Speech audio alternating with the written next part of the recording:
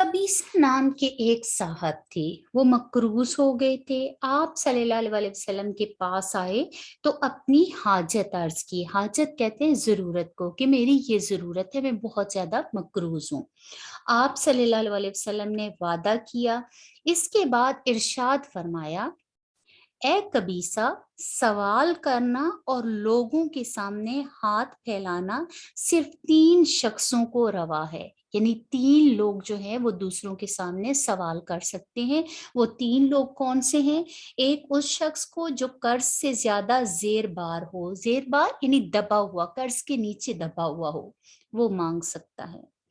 लेकिन जब उसकी जरूरत पूरी हो जाए तो उसको रुक जाना चाहिए। यानी अब उसकी जरूरत पूरी हो गई, अब उसका कर्ज उतर रहा है या उतर चुका है, तो अब उसे भीख नहीं मांगनी। दूसरे, उस शख्स को जिस पर कोई ऐसी नागहानी मुसीबत आ गई, यानी अचानक किसी पे कोई मुसीबत आ गई जिससे उसके तमाम माली सरमाया को बर्बाद किया, उसको उस वक्त तक मांगना जायज है जब तक इसकी हालत किसी कदर दुरुस्त ना हो जाए। यानी अचानक कोई मुसीबत आ गई, कोई सैलाब में या जलजले में या कोई और मुसीबत आ गई और उसका सारा सरमाया जो है वो वहां पे खत्म हो गया, अब उसके पास कुछ नहीं है, और वो उस वक्त तक मांग सकता है जब तक वो अपने पांव पर खड़ा हो जाए, अपना कमाना शुरू कर दे, मतलब उसकी जरूरत पूरी हो जाए। तो उसको रुक जाना चाहिए, इसके बाद नहीं मांगना चाहिए। तीसरे, उस शख्स को जो मुब्तलाए फाका हो, फाका हो यानी उस जिसके पास खाने के लिए कुछ ना हो, और मोहल्ला के 3 मोतबर आदमी, मोतबर इज्जतदार काबिल एहतराम आदमी गवाही दें कि हाँ इसको फाका है, यानी इसके पास खाने को कुछ नहीं है। इसके अलावा जो कोई कुछ मांग कर हासिल करता है वो हराम खाता है। देखें कितनी बड़ी बात है कि जो कोई कुछ भी मांगता है। हालांकि मौजूदा दौर में हर बंदा जो है जरूरत पूरी होने के बावजूद भी अगर कोई किसी के सामने हाथ फैलाता है तो ये सुन ले कि वो हराम खाता है, हराम खाने की वईद सुनाई गई है। शिर्क का पहला दिबाचा अंबिया और सालेह की मुबालगा आमेज ताजीम है। दिबाचा यानी वो लफ्ज मुकदमा, बात को बढ़ाकर बयान करना, मुबालगा मेज, ठीक है, मुबालगा मेज बात को बढ़ाकर बयान करना। शिर्क का पहला पहला लफ्ज कह लें, पहला मुकदमा कह लें। शिर्क शिर्क यहीं से शुरू होता है जब अंबिया और साले यानी बुजुर्ग लोगों की बहुत ज्यादा बढ़ा चढ़ाकर ताजीम या उनकी इज्जत करना। हजूर सल्लल्लाहु अलैहि वसल्लम इस नुक्ता का बड़ा लिहाज फरमाते थे, यानी बहुत ज्यादा इसको पॉइंट आउट करते थे, बहुत ज्यादा लिहाज फरमाते। हजरत ईसा अलैहिस्सलाम की मिसाल पेश नजर थी। फरमाया करते थे कि मेरी इस कदर मुबालगा मेज मदा ना किया करो। मदा का मतलब होता है तारीफ करना, यानी मेरी इस कदर बढ़ा चढ़ाकर तारीफ ना किया करो जिस कदर नसरा इब्ने मरियम अलैहिस्सलाम की करते हैं। नसरा यानी यहूदी जो है,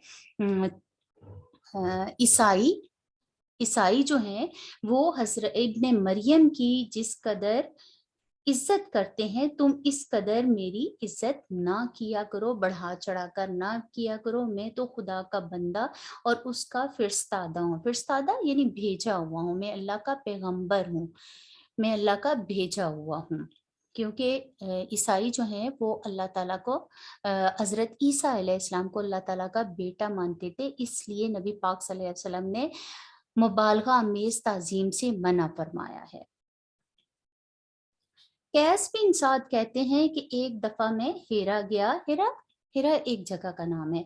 वहां लोगों को देखा कि रईसे शहर के दरबार में जाते हैं तो उसके सामने सजदा करते हैं।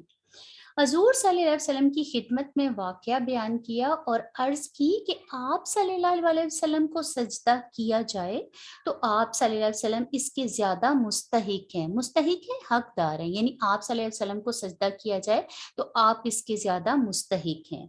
आप सल्लल्लाहु अलैहि वसल्लम ने फरमाया कि तुम मेरी कब्र पर गुजरोगे तो सजदा करोगे, लोगों से सवाल किया कि जब तुम मेरी कब्र पर से गुजरोगे तो सजदा करोगे? कहा नहीं। फरमाया तो जीते जी भी सजदा नहीं करना चाहिए, यानी कोई भी हस्ती ऐसी नहीं है कि जिसको सजदा किया जाए। हालांकि साद बिन कैस कहते हैं कि अगर आपको सजदा किया जाए तो आप इसके ज्यादा मुस्तहिक हैं। एक और जगह पे नबी पाक सल्लल्लाहु अलैहि वसल्लम ने फरमाया कि अगर सजदा करना जायज होता तो बीवी जो है वो अपने खामंद को सजदा करती, लेकिन सजदा करना किसी को भी जायज नहीं है। हाँ, हज़रत सल्लल्लाहु अलैहि वसल्लम के साहिबजादे इब्राहीम ने जिस रोज इंतकाल किया, यानी इस दुनिया से रुखसत हुए, इत्तफाक से उस रोज सूरज ग्रहण लगा। लोगों के ख्याल में एक पैगंबर की ज़ाहिरी अज़मत का फर्जी तख़य्युल ये था। ज़ाहिरी अज़मत यानी बढ़ाई, इज्जत, मर्तबा। फर्जी तख़य्युल, तख़य्युल कहते हैं ख्याल करना, कि इस दर्द व सदमे से कम अज कम अजराम समावी, अजराम समावी यानी आसमान पर जो जितने भी अजराम हैं या जितने भी सितारे हैं, सियारे हैं, में इनकलाब पैदा हो जाए या इनकलाब बर्पा हो जाए। लोगों ने इस इत्तफाकी वाक़ये को इसी किस्म के वाक़ये पर महमूल किया। मैं मोल किया यानी गुमान किया कि ये सब इस वजह से है कि जो एक पैगंबर हैं उनकी बढ़ाई की वजह से तमाम जो अजराम समावी हैं उनमें भी फर्क आ गया है। एक जा पसंद इंसान के लिए इस किस्म का इत्तफाक बेहतरीन मौका हो सकता था, यानी जो एक इज्जत या कह सकते हैं कि जो अपनी शान शौकत इंसान चाहता है, उसके लिए ये एक बेहतरीन मौका हो सकता था कि हाँ हाँ जी, बाकी अजराम समावी भी इस वजह से उदास हो गए हैं या इस वजह से जो है वो हरकत में आ गए हैं कि नबी पाक सल्लल्लाहु अलैहि वसल्लम के बेटे इब्राहिम जो है वो इस दुनिया से रुखसत हुए हैं। लेकिन नबूवत की शान इससे बददर्जा अरफा वाला है, यानी नबी पाक सल्लल्लाहु अलैहि वसल्लम पर जो नबूवत नाजिल हुए, नबी पाक सल्लल्लाहु अलैहि वसल्लम जो अल्लाह के पैगंबर बनकर आए, तो वो दर्जा जो है वो इससे बहुत आला व अरफा है।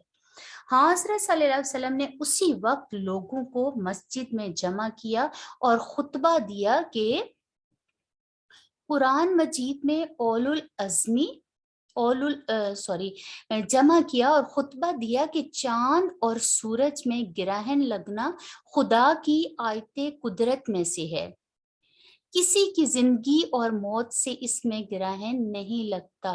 ये आम लोगों का ख्याल है, तखय्युल है, ऐसा कुछ भी नहीं होता। कोई भी इस दुनिया से जाता है, कोई गैर मामूली वाकया पेश आता है तो इसको आप उसके साथ मुंसलिक ना करें।